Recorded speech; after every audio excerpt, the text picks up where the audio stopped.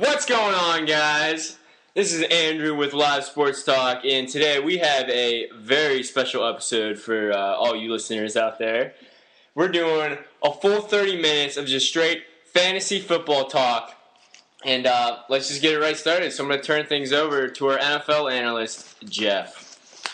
What's going on, guys? I'm here with Andrew and Ed today for our fantasy podcast, and Andrew and I made a big board for this, and it's the top 20 of the majority of the fantasy football positions. Ed really has not seen this, so it'll be interesting to see what he thinks about it.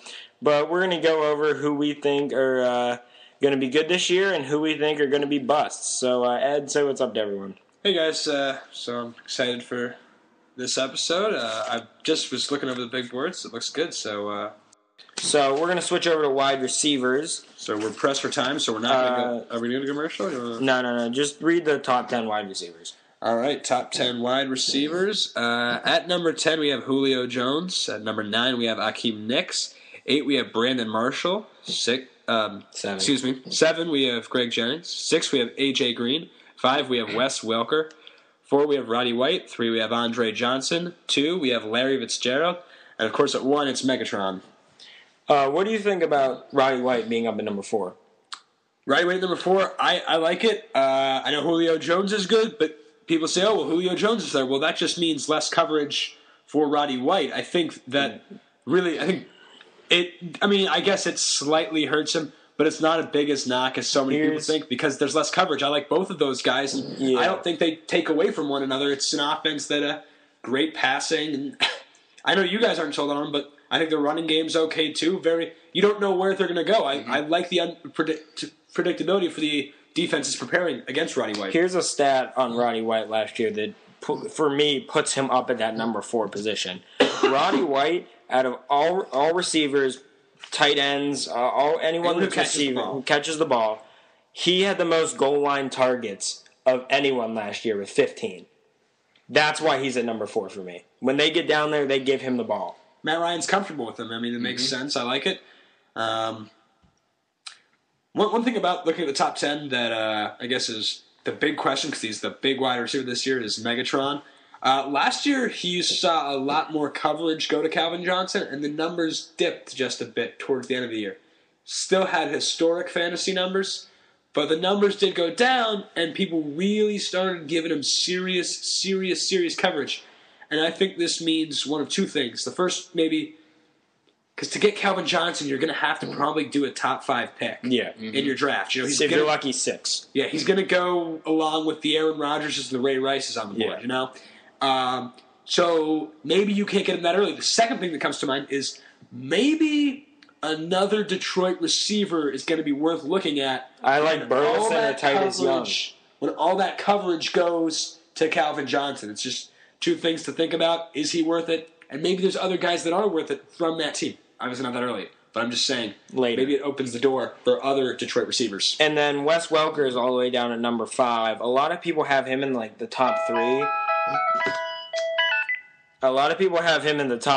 And the reason why I don't is because they got Brandon Lloyd in there now, and he's a great receiver, Brandon Lloyd. And I'm sure they're more comfortable with their tight ends, Gronkowski and Hernandez.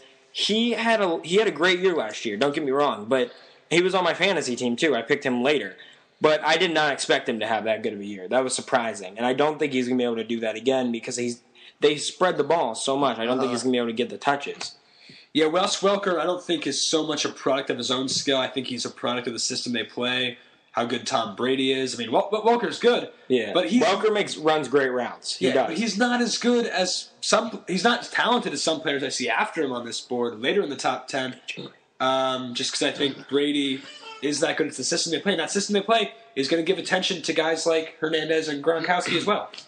Well, looking at this top 10, the guy that really jumps out to me is that the number 6 spot is A.J. Green. He came off a really good year last year with his rookie season with Andy Dalton, and I just think that it's going to carry over in the next season. And the thing that I like a lot about him is the Bengals really don't have that too many people to go to. A.J. Green is their go-to guy. And on the offseason, he was working with Megatron. And Megatron, as you know, is the best wide receiver we have right now. And I think A.J. Green working along with Megatron very early in his career is only just going to benefit him, not only for this season, but further down the road. And I think he's got the chemistry there with Andy Dalton, so I think he's going to be a standout wide receiver this year. And then real quick, I like Brandon Marshall at 8 as well because he's back he's back with Jay Cutler. He's in Chicago now, and they used to play together. I think that'll be a great fit. And then Hakeem Nicks at number 9. A lot of people have Victor Cruz higher than Hakeem Nicks, but I think that honestly, Hakeem Nicks is the more talented wide receiver. He's the go-to guy. His hand control is ridiculous. And there's videos on him. They throw the ball, and he just reaches out and snatches it out of the air. I think that Cruz is going to take some coverage off of him, and Nix is going to have another great season. You want to go 20 through 11? Why not? Okay, at 20 you have Brandon Lloyd. 19 we have Miles Austin. 18 we have Percy Harvin. 17 Jordy Nelson. 16 Des Bryant. 15 Demaryius Thomas. 14 Dwayne Bowe. 13, Steve Smith. 12, we have Victor Cruz. And 11, we have Mike Wallace. Any thoughts on that? Real quick, I mean, I like it. Not totally sold on Jordy Nelson doing what he did last year. Of course, if he was to do what he did last year, he'd be in the top 5. A lot of people have him a lot higher. Yeah, we lowered him because I'm not too sold on him and Harvin. Question, I don't know about Harvin either. I love Demaryius Thomas right now. I love Dwayne Bowe as well. Dwayne Bowe's good. Maybe do better than he did last year. More of a 2010 style season. Yeah, I think he will. Brandon Lloyd in New England. I like that, though. I mean, there's a lot of guys. That's why he's not question marks, and I mean, he is their deep threat, though. I think if they're going to go deep, he's the guy they're going to go deep to. So we're going to go busts and sleepers real quick. So you want to do 5 busts and 5 sleepers? Okay, I guess we do our top 5 sleepers first. I guess. I mean, I like Reggie Bush. Yep. I guess you guys like him as well, and then Justin Blackmon. Yep, he's on there. Jeff's a big fan of Jay Cutler and Toby Gerhart. I think Gerhart's going to be a value pick because AP's going to be splitting time with him, and he's the bigger guy, so he might get some goal line touches. Probably a very late pick. Yeah. Probably a very late pick, yeah. So I like that. Same with Garrett Blunt. I think he might. There's a possibility that he could be taking those goal line touches with Doug Martin in there, and that would be something. Kevin Smith of Detroit's a guy I like late because Javid Best is injured for the first 6 weeks of the season, so he's going to be the running back for the first 6 weeks, and then they're going to integrate Best, and I think he's going to get some split time, and that should be good. Andrew, do you like Kenny Britt? I do like Kenny Britt, but it's one of those iffy things you don't really know with him. He's coming off injuries, and he's been getting in a lot of trouble recently the last few years, so if you do pick him up, I think he'll be more valuable towards the end of your fantasy season, and he could be a sleeper, a go-to guy in Tennessee with the new quarterback they got over there. So I think it'll be a good matchup. All right, so now a couple busts we have. I have Torrey Smith out of Baltimore, on there. I don't think he's going to have the year he did last year. I think people were actually going to expect him to do something because no one really knew who he was last year. I think they're going to cover him and actually give him coverage that he deserves. And I think that might open up some stuff, some passes for Anquan Bolden, who's the more talented receiver. Vincent Jackson, who is now on Tampa Bay, I don't think is going to do very well because of the lack of passing game they have with Freeman as quarterback. Willis McGahee is he's still in Denver, but they have Peyton Manning instead of Tim Tebow, so he's not going to get as many touches. Jordy Nelson, as we said earlier, I don't think he's going to put up the year that he did before.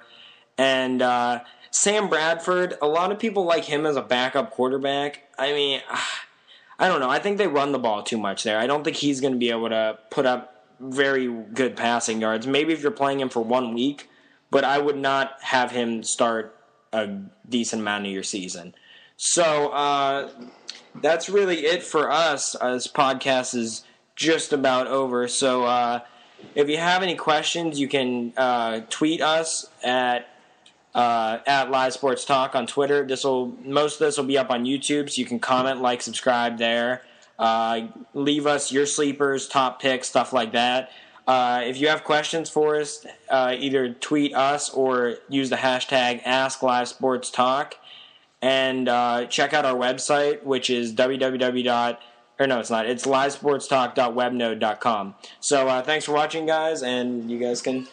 I think if we didn't really talk about kickers, defense, and tight ends, I think we're going to try to get that up on our website. Yeah, we will. So look forward to that. See ya.